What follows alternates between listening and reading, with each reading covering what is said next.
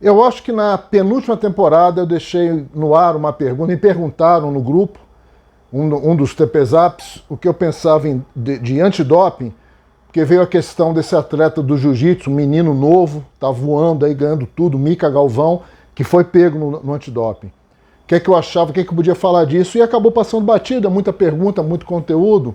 Então eu vou trazer esse assunto para cá, de novo, aqui pra gente, vou falar disso.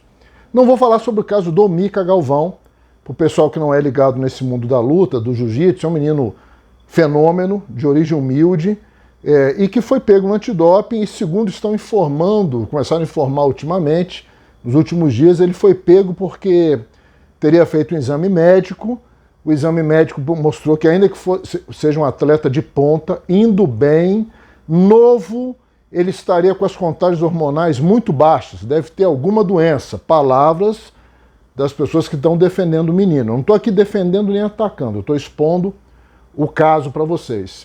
E aí o médico teria prescrito clomid, clomifeno para ele, na esperança de restabelecer a balança hormonal do garoto. E aí ele foi pego porque usou clomifeno. Vamos pegar essa situação para entender. É um assunto que me fascina bastante, entre tudo isso que eu pesquiso de esteroides, do uso de drogas para aumento de performance. O antidoping sempre me fascinou. Não interessa se eu sou contra ou a favor. Estou analisando o assunto que eu gosto. Eu fiz um trabalho ainda na época de faculdade que eu cheguei a escrever alguma coisa no treino pesado também. Eu vou procurar esse trabalho aqui, de repente eu transformo em uma série. Uma série aqui para os grupos, não vai para o canal porque eu acho que a galera não vai entender, vai achar até chato. E eu fiz esse trabalho, eu fui atrás da origem do uso dos anabolizantes nos esportes, na Olimpíada, o que fez a União Soviética, o que fez a Alemanha Oriental, o que fez a China, e entrei no antidoping. E aí aprendi muita coisa da mecânica do antidoping. Inclusive, o Brasil tem uma das grandes autoridades do mundo, Dr. De Rose, é brasileiro. O Brasil é uma potência de antidoping. E já vou soltar logo uma verdade aqui para vocês. Até porque também tenho visto aqui uns podcasts de esporte, de lutas, também de bodybuilding, e me surpreende o número de médicos, o número de nutrólogos, o número de químicos, de donos de farmácia de manipulação, falando uma besteira atrás da outra sobre doping. Então, com esse vídeo, você que está no TPZap vai entender como é que a coisa funciona e, quem sabe, jogar uma luz aí quando alguém vier falar uma bobeira para você, que mesmo que o cara seja médico, bioquímico, doutorado em Massachusetts, você vai falar para ele, não, meu irmão, não é assim que funciona, não. Você está falando asneira. É desse jeito. De cara, essa verdade que eu vou soltar para vocês. Eu não vou dizer que o antidoping não erra. É muito forte essa frase. Mas eu vou garantir para vocês, é difícil errar. Muito difícil o antidoping errar. O procedimento é um procedimento muito, muito técnico, muito evoluído e muito caro. Não erra, não. Ah, tá, pode ter um outro caso, mas é difícil. Ah, mas o cara alega contaminação, o cara disse que não era aquilo. Vocês vão entender com esse vídeo que é tudo conversinha. Muito difícil o antidoping errar. É uma corrida de gato e rato, porque o antidoping ele está sempre atrás do doping, e isso é uma coisa que preocupa os aficionados por esportes em geral, porque o doping, isso também vocês vão entender nesse vídeo, ele quando faz o exame do cara, ele não faz um exame em cima daquela determinada droga, aquele determinado medicamento. Ele analisa outras relações, que eu vou explicar daqui a pouco, para comprovar que foi feita alguma coisa naquela pessoa. Quando através dessa relação, do que acontece com essa relação, que eu vou explicar já já, eles sabem que medicamentos causam aquilo ali. Então aqueles medicamentos entram para a lista. Quando eu pego o atleta, eu não, né, o doping, pego o atleta no doping e eu confirmo, através dessas alterações, que ele utilizou um medicamento proibido, eu posso caçar o cara. Só que eu confirmo que houve alguma alteração, esse tipo de alteração, mas eu não tenho na minha lista o medicamento que causa aquela relação. Eu não posso caçar a medalha dele, eu não posso caçar o título. Legalmente eu não posso fazer nada. Por isso que hoje, já há algum tempo, o Comitê Olímpico estendeu o prazo em que você pode caçar um título ou uma medalha do atleta. Antigamente você tinha que caçar a medalha uma semana depois da competição, depois um mês.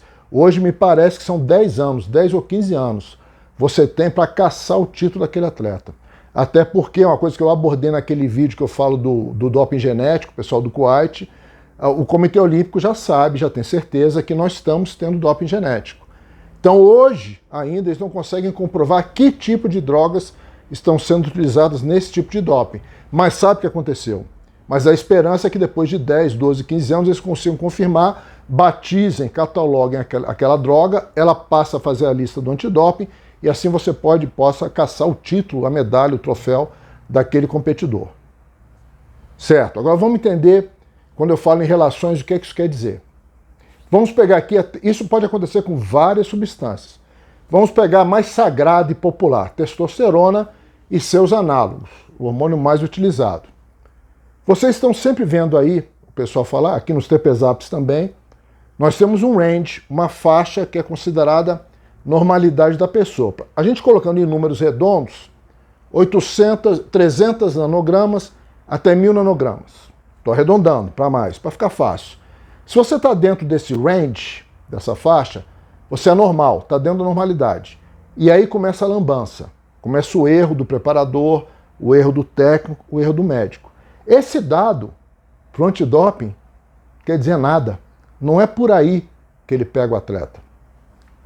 A testosterona tem uma relação com outro hormônio, a epitestosterona, derivativo de DHT. Esses dois hormônios, eles têm uma relação entre eles dois, que ela é aceita como normal até 4:1. Quer dizer que para 4 porções, 4 partes de testosterona, você até 4 partes, você tem uma de epitestosterona. Então você tem 1:1, 2:1, 3:1, 4:1. Até 4:1 dessa relação, você é normal. O exame não está vendo sua contagem, não. Eu estou vendo essa relação. Quando a relação passa de 4:1, 5, 6, subiu. A epitestosterona está aqui embaixo, subiu a testosterona. Quando ela passa da relação, doping. Esse cara usou alguma coisa. Aí o desafio do doping é descobrir o que foi. Vamos entender, ver por um outro lado, para vocês entenderem quando eu falo confusão. Você é atleta, você contratou seu preparador, você foi lá, o cara fez o exame, o médico, o cara está com 400 nanogramas de testosterona, está dentro do normal. Vamos fazer um trabalhinho com ele, subir até vamos botando aqui um deposteron, um propionato, vamos subir ele até uns 800 nanogramas, e aí a gente para, vai só verificando, quando começar a cair a gente bota mais um pouquinho, tentar manter o cara nesse teto de 800 nanogramas. Está dentro da normalidade, não bateu os 1000. Vai para a competição, é pego, doping, aí o cara processa, chora, vai na imprensa, mostra exame. Eu estou com 800 nanogramas, eu sou normal. Eu não falei para vocês que o Comitê Olímpico está cagando para isso? Porque ele já foi lá e ele viu que a relação de epitestosterona com testosterona alterou demais. Se alterou demais, ele já sabe que entrou coisa. Mas o cara faz o exame e tem só 300 nanogramas, caiu no doping também. Pô, mas 300 nanogramas, ele devia estar muito pior, porque pegaram a relação desse cara de epitestosterona com testosterona, também estava muito alta, muito díspare, tomou coisa. É aí que o exame vai. E ele tem essas relações para vários medicamentos, vários hormônios que a gente tem, que se alteram dependendo do que você utiliza. Então o doping não vai... Aprendam isso, que você tem certeza que vocês estão vendo e vão ver muita gente falando besteira no YouTube, em televisão, na mídia. Ele não está preocupado com aquela quantidade total que você produz, com o que está dentro da normalidade. Eu vou nessa relação dos hormônios. O que é que altera quando entra alguma coisa de fora? Então você está ali com seus 600, 700, 800 nanogramas de testosterona, todo feliz. Eu estou normal. O comitê vai lá, puxa. Não, cara, a relação do cara de testosterona para epitestosterona, ele tomou. Mesmo quem tenha ficado dentro da faixa considerado normal. Ele usou alguma coisa. Acabou a conversa. Rodou no doping. Então é assim que funciona. Eles vão nessa relação de hormônios. Eles não vão no que está entrando. Porque eles sabem que a epitestosterona não vai alterar. O que vai alterar é a testosterona. Alterou, teve esse desbalanço, esse desequilíbrio grande demais, usou coisa. Mesmo que ele esteja dentro da normalidade. Já usou. Rodou no doping. Isso é o mais importante. Outra coisa que vocês ouvem muito.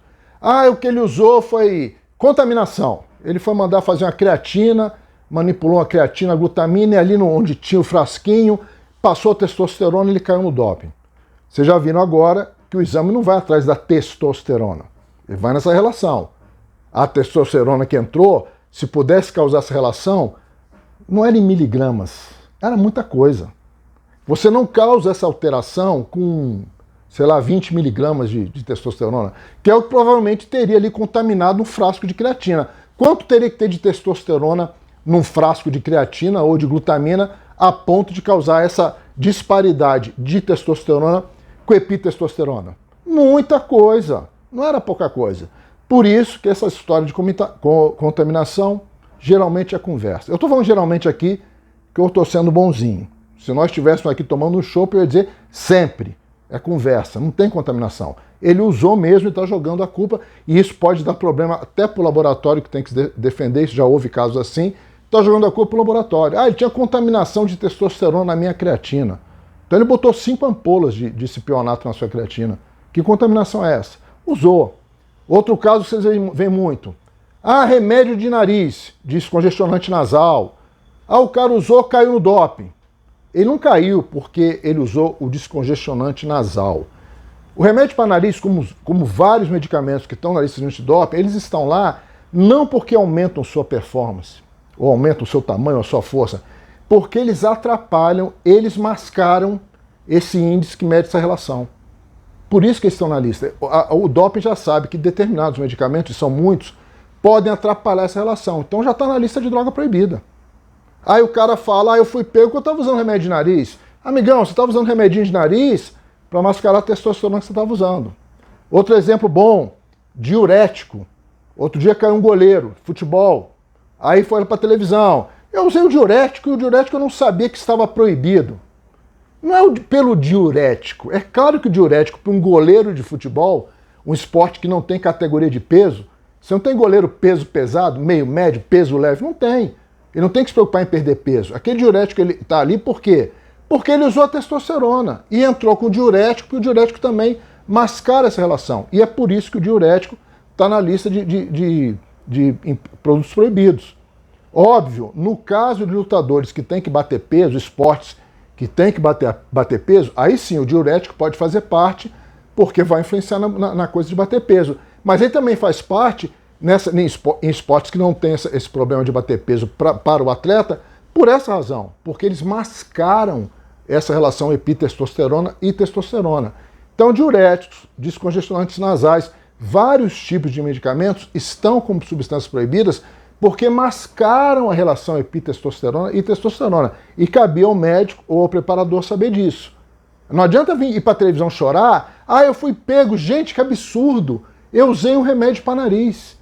Eu usei um negocinho que para aliviar minha pressão, o diurético, é proibido, porque você usou, se você não está no esporte que tem categoria de peso, você usou para disfarçar, para bagunçar, atrapalhar a relação testosterona e epitestosterona. E esse medicamento que você usou está na lista de coisa proibida. Por que usou? Porque vai arriscar. Aí você vai fazer um outro questionamento. Já ouvi muito isso, ouvi muito na faculdade. Pô, Fred, o cara está com a lista de coisa proibida. Sabe que é proibido. Por que ele usa? A razão é simples. Ele já viu que ele, sem aquele medicamento, sem aquele suporte, ele não consegue nem treinar em alto rendimento. Muito menos ir para a competição com chance de ganhar. Ele não consegue fazer nem o treino. Ele já sabe que não consegue fazer o treino. O que ele vai fazer? Ele arrisca. Não, eu já sei que eu não consigo treinar nesse nível. Se eu não consigo treinar nesse nível, eu não vou nem ganhar a competição. Já que eu sei que eu não consigo, então eu vou arriscar. E ele vai para o doping. Estou falando aqui mais para a área de alta performance, não estou nem falando de bodybuilding aqui, que não está nesse nível. Então o atleta, o lutador, um treino de MMA, um lutador de MMA hoje, um cara que está na cabeça, o ritmo de treino dos caras é muito intenso. Um nadador de nível olímpico, muito intenso. Então o cara sabe, aquele determinado atleta sabe, pô, eu não consigo. Chegou num patamar que eu não consigo mais ir além. Não vou nem ter chance de ganhar. Eu vou arriscar, eu vou tomar, vai que o doping não pega, vai que eu não sou sorteado, vai que o cara não coleta minha urina, não coleta meu sangue, eu passo. Que ele já sabe que não tem chance. Então ele arrisca. Ou ele desiste da carreira, ou ele arrisca. Então por isso que eles fazem isso. Questão de exames. Antes da década de 80, era muito comum, como é que se fazia? Os comitês que iam fazer o exame, as coletas, eles tinham que te avisar antes. Ó, fulano, dia tal vou bater na sua academia, dia tal vou bater no seu centro de treinamento, dia tal vou na sua casa, dia tal quero você aqui. Urina e sangue. Você já sabia. O que é que os caras faziam? Iam procurar estratégias para que naquele período você já tivesse sem nada circulando no seu sangue. Aí tem vários macetes, trabalhar com drogas de ação mais rápida, meia-vida curta, vocês já aprenderam muita coisa aqui nos grupos, para tentar chegar na data da coleta limpo. O que aconteceu na década de 80? Os caras mudaram isso. Os caras passaram a poder coletar sem te avisar, sem aviso prévio. E é assim até hoje. Em todo esporte de alto rendimento está assim. Até o pessoal da luta do UFC passa por isso direto. Quando você é um lutador, dando exemplo, você é um lutador do UFC. O pessoal do UFC, do boxe, o pessoal do UFC, aquele Comitê Atlético de Nevada, que é muito forte, eles sabem mais da sua vida, às vezes, do que a sua namorada, que a sua mulher. Onde é que você treina, que horas você treina, quando você vai viajar, se vai viajar, onde você vai treinar. Eles têm que ter tudo na mão deles, sempre relatado. Porque eles podem chegar a qualquer momento onde você está treinando, onde você está hospedado, onde você está dormindo, sangue e urina. Eles não têm que te avisar. E você tem que estar lá. Se eles forem naquela academia, aquele centro de treinamento que você disse que estava treinando naquele dia, naquele horário, e você não está lá, multa. E eu não sei agora se são 2 ou 3 multas que você toma, aí é suspensão. Então eles sabem tudo o que você vai fazer. Vou viajar, sou do UFC, vou viajar. Eu tenho que avisar, estou indo para tal estado, vou treinar aqui, nessa academia, nesse centro de treinamento, tal hora. Fora disso eu não posso estar lá. Porque eu não sei quando o comitê vai se fazer a coleta. Ela é de surpresa. Então esse relato tem que acontecer. E tem vários casos, se vocês forem pesquisar, atletas olímpicos, lutadores, que estão tentando burlar isso direto. O comitê vai lá, dá aquele azar, né? O cara vai lá e naquele dia o lutador resolveu dar um mole e sai fora. Nós temos o caso de um lutador fenomenal, que é o John Jones, que está hoje no peso pesado. John Jones tem muita discussão que dizem que o pessoal do UFC protege muito ele. Porque ele volta e meia foge do exame. Não há, aquele McGregor, muito famoso, polêmico, mesma coisa também. Volta e meia foge da coleta. Fugia, né? Porque ele aposentou, fugia da coleta. Dava um jeito, os caras.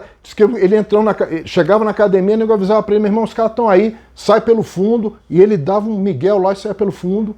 Fugia mesmo. Tem várias histórias assim. Então os caras, claro, multa no cara. Não acha, mas esse é o horário dele estar treinando, por que ele não está aqui? Multa. Multou 2, 3 vezes, está suspenso. É assim que funciona. Mas isso tudo é para resumir para vocês, resumir não, né? Explicar direitinho como é que é a rotina do antidoping.